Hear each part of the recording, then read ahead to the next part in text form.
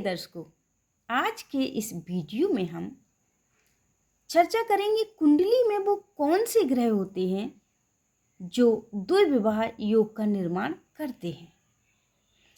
दर्शकों, वैसे तो आज के इस परिवेश में एक विवाह ही सफिशिएंट है। जी हाँ, एक विवाह को निभाना ही मुश्किल होता है और हमारा कानून भी एक ही विवाह को सपोर्ट करता है।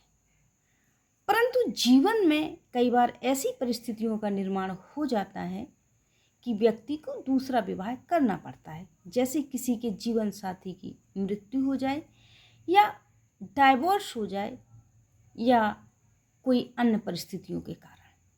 तो दर्शकों, आज हम इस वीडियो में यही चर्चा करने वाले हैं कि कुंडली से कैसे देख सकते हैं कि किसी व्यक्ति, किसी जातक या जातिका का दूसरा विवाह होगा या नहीं होगा। क्या कुंडली में द्विविवाह होने के योग हैं या नहीं हैं। तो दर्शकों नमस्कार, मैं आपके अपने YouTube चैनल नक्षत्र चक्र में बहुत बहुत स्वागत करती हूँ।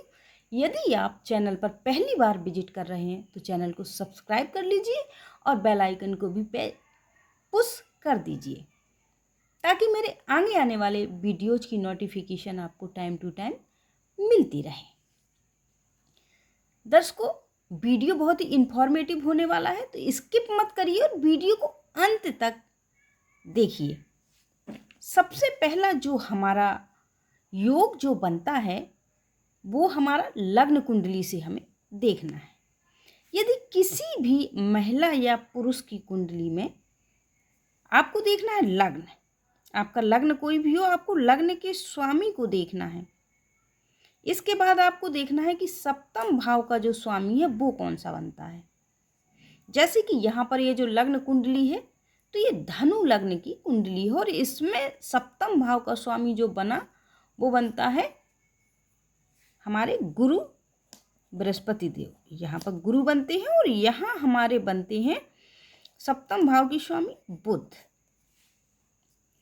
तो दर्शकों, जब भी लग्न भाव का स्वामी और सप्तम भाव का स्वामी अगर लग्न में या सप्तम में दोनों युति बना करके बैठ जाएं या दृष्टि संबंध, जी हाँ, लग्न भाव और सप्तम भाव के स्वामी यदि युति बना करके लग्न में या सप्तम में बैठ जाएं तो यह दो विवाह का योग बनाता है। ऐसे में जातक का जो विवाह है वह दूसरा विवाह हो सकता है। इसके अलावा यदि सप्तम भाव में, यहाँ पर ये सप्तम भाव में द्विस्वभाव राशि बैठी हो, जी हाँ, यदि यहाँ पर 3, 6, 9 या 12 नंबर लिखा हुआ है तो ये द्विस्वभाव राशियाँ होती हैं। तो अगर किसी भी जातक की कुंडली में सप्तम भाव में द्विस्वभाव राशि है तो ऐसे जातक का भी दो विवाह का योग बनता है। इसके अलावा यदि सप्तम भाव का स्वामी, जी हाँ, सप्तम भाव में आप देखिए कौन सी राशि लिखी है, 1 से 9 तक जो भी राशि लिखी होगी उसका जो भी स्वामी बनता हो वो यदि द्विस्वभाव राशि में जाकर के किसी भी भाव में बैठ जाए, द्विस्वभाव राशि जैसा कि मैंने बताया है 3, 6, 9 और 12 है, तो आप देखिए सप्तम भाव का स्वामी अगर इन राशि में मिथुन, कन्या,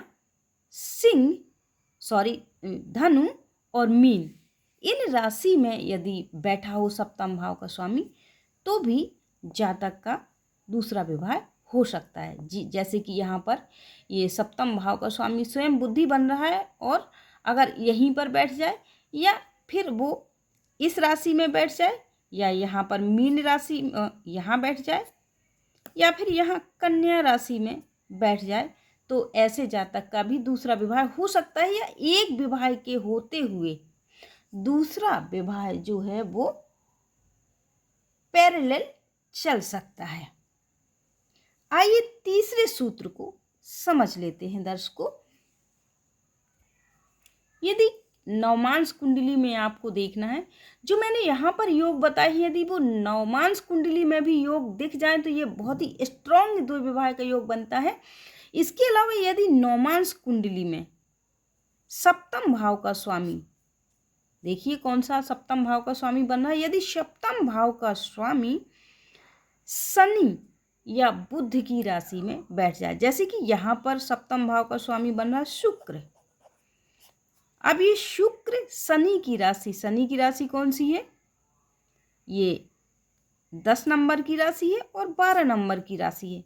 अगर ये शुक्र यहाँ से आकर के यहाँ शुक्र यहाँ बैठ जाए, इसके अलावा यहाँ शनि की राशि में यहाँ बैठ जाए, या शुक्र बुध की राशि में यहाँ बैठ जाए, या फिर यहाँ शुक्र बुध की राशि में बैठ जाए, सप्तम भाव का स्वामी शुक्र बन रहा है। शुक्र कहाँ बैठ गया, शनि की राशि में या बुध की राशि में। आपका सप्तम भाव का स्वामी कोई भी हो सकता है, लेकिन यदि वो बुध की और शनि की राशि में बैठ जाए नवमांश कुंडली में, तो भी यह द्विविवाह का योग बनाता है। ऐसे में भी 2 विवाह हो सकते हैं, या फिर अब आप विवाहिक होते हुए पर किसी से आपके प्रेम संबंध या वैवाहिक संबंध की तरह रिश्ते हो सकते हैं।